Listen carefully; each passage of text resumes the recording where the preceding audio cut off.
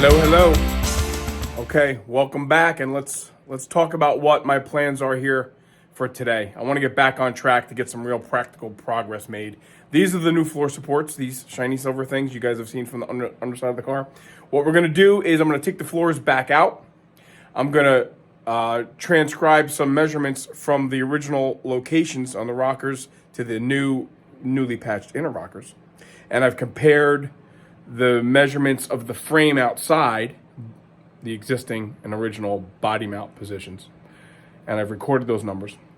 I'm gonna pull the floors back out. I'm gonna put these floor supports in without the floors, just tack them in with vice grips or clamps and make sure I have them where I want them because, in the cowl over this way, that's the front body mount. There's obviously body mounts at the radiator support, bushings at the radiator support. This is the front body mount. And this underneath the front seat is another body mount. So I need to make sure that I have this where it's got to be. I want to do that. I want to get these things, just tacked in with screws. Get the floors.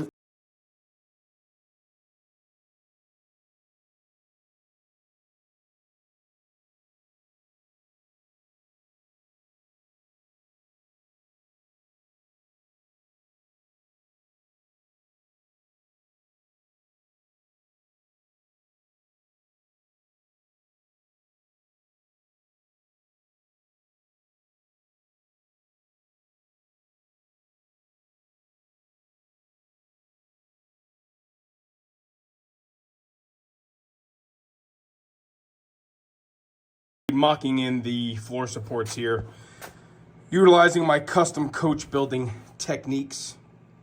I went and I did a quick CAD drawing, rendering of the frame and the body bushing locations. And what I did is I just took measurements from the cowl bushing location to the front floor support mount location, 28 3/4 inches. Got a center line there at that. That is the bushing we're talking about. Center line of that, 28 3/4 to here. Very, very precise measurements here, guys. And then from there, we know we're 33 3/4 to this one. And the overall, it's like 62.5, but if you do the math, it's 62 3/8. So I got an 1/8 of an inch discrepancy between this and, eyeballing that. This is, this is as close as I think we need to get. Obviously the holes in the frame are much larger. So again, 28 3/4 from that front body bushing location. 28 3/4 is that dimension there. Then 33 3/4 with a total run from front to the, I guess you would call it the centermost in the car. It's actually bushing number 4, is 62 3/8. They're just put in with screws. They're in here good. And the center one, or I guess it is called the center floor support. That goes here, and that really just holds seat belts. So it has to congeal with the way the floors line up. So here we go, making progress. Let me get the floors back in, get them mocked up to these bad boys. I got the floor supports where I want them, and I have the floors down where I want them with respect to the floor supports.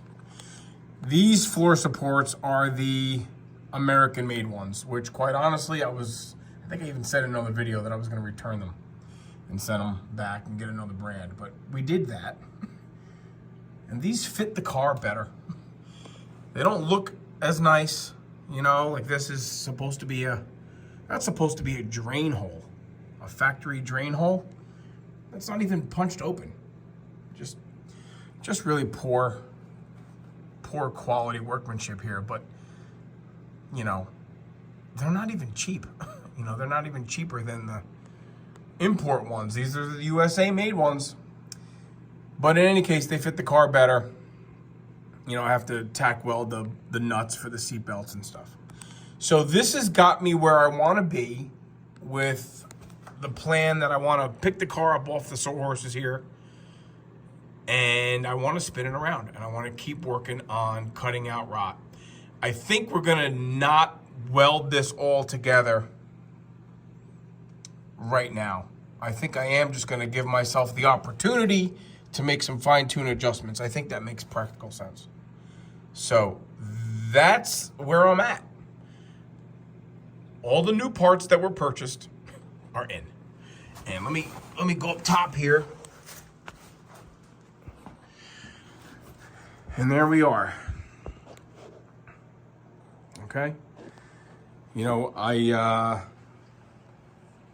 pretty happy with how everything is fitting ultimately. You know, I rotted out car that a tree fell on the roof of. You know, I can't expect it to fit like it was never damaged. The whole world knows at this point, or the people that watch the channel know that this car is, you know, really one step away from the grave. All right, there we have it there. I'm gonna probably set up the tripod and show you guys how easy it is with this wonderful hoist that we installed to pick this relic up, spin it around, and then you get to really see the good stuff. We're gonna have the back of the car facing the garage door. When you come in the garage door, this is what you see. This is what everybody has seen. The entirety of the project, the entirety of the channel. So I'm just gonna sit you guys over here. See if I can get a good angle of there we go.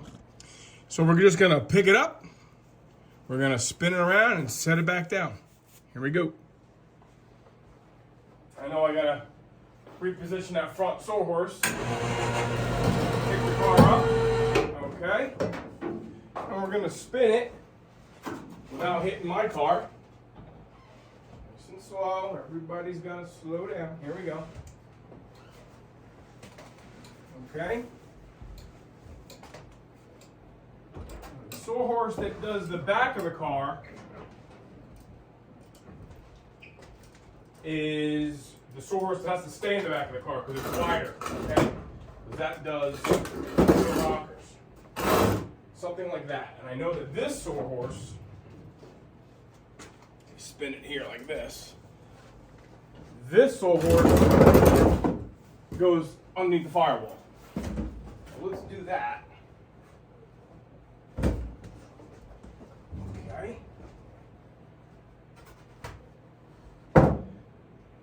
Pretty cool.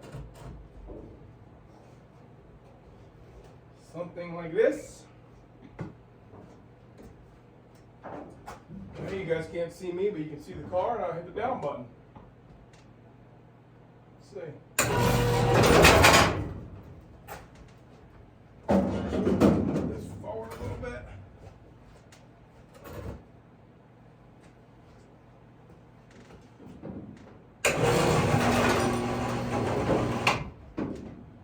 Okay.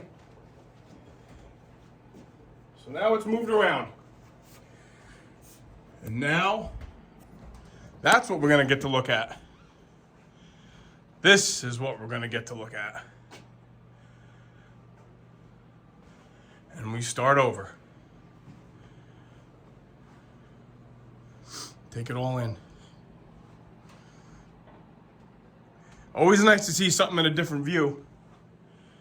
And everything we've done in the front, we're gonna do in the back.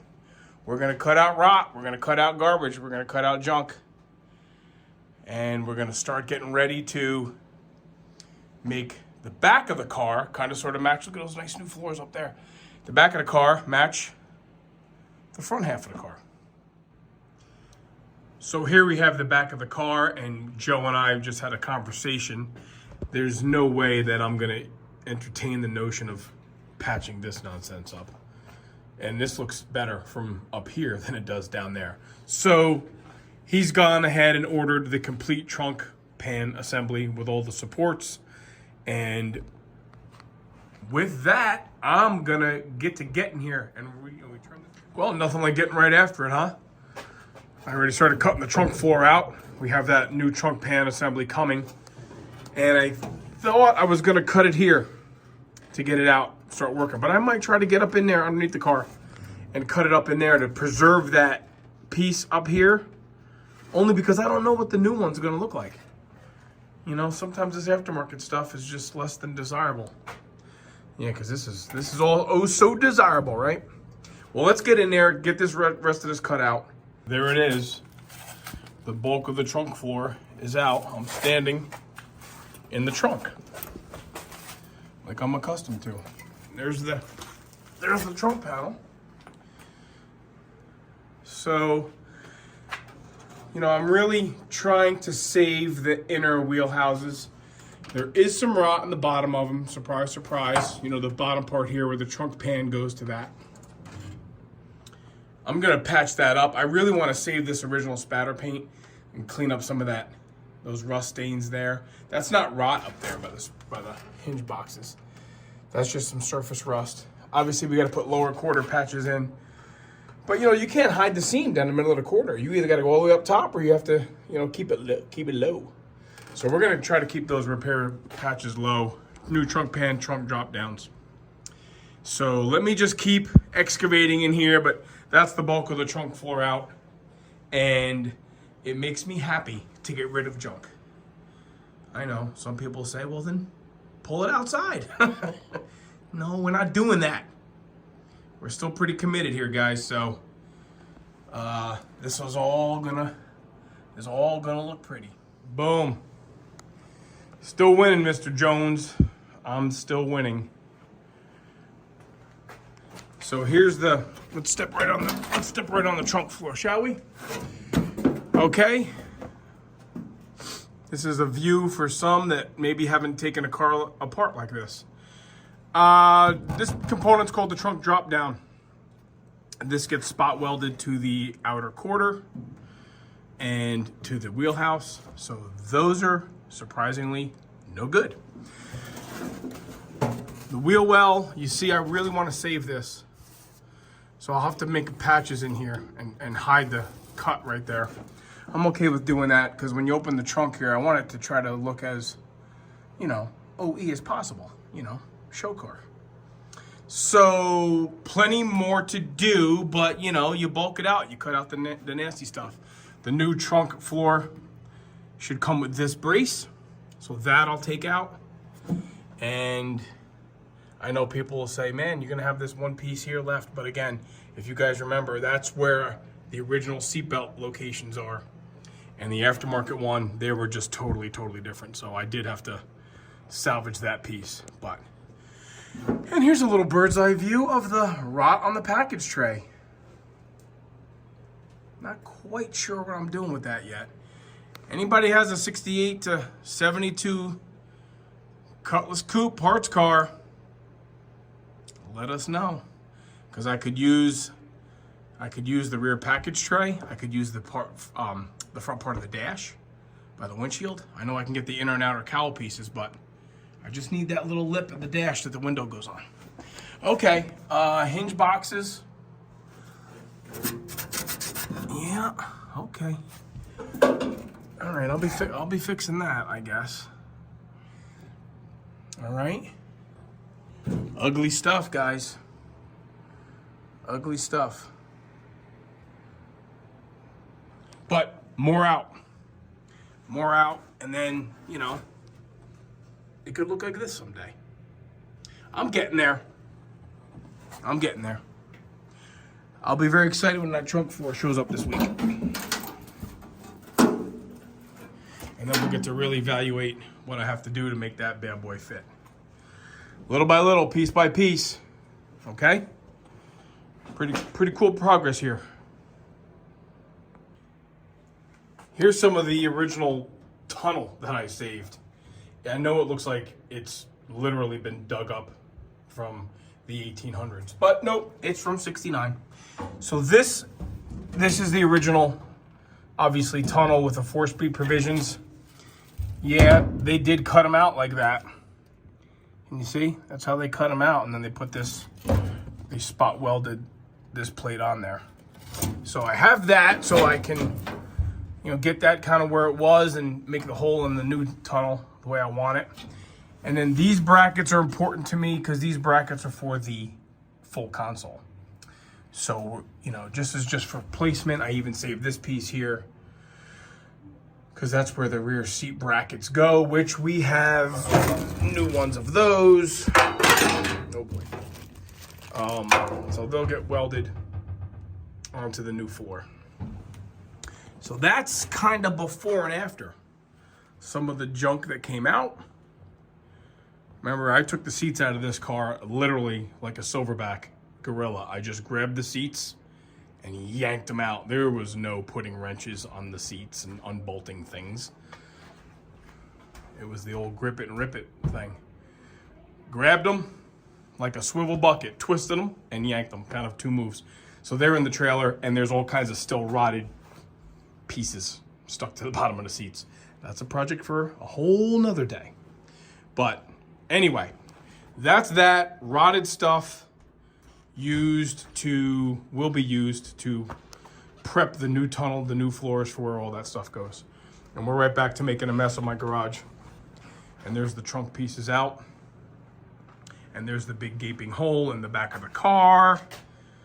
Okay, so Joe ordered the new complete trunk pan. It'll be here this week. Very excited. I'll spend the rest of the weekend here, the week, prepping all this, cutting the trunk drop downs down, cutting the wheel houses, free of the remnants of the floor pan, trunk pan tab.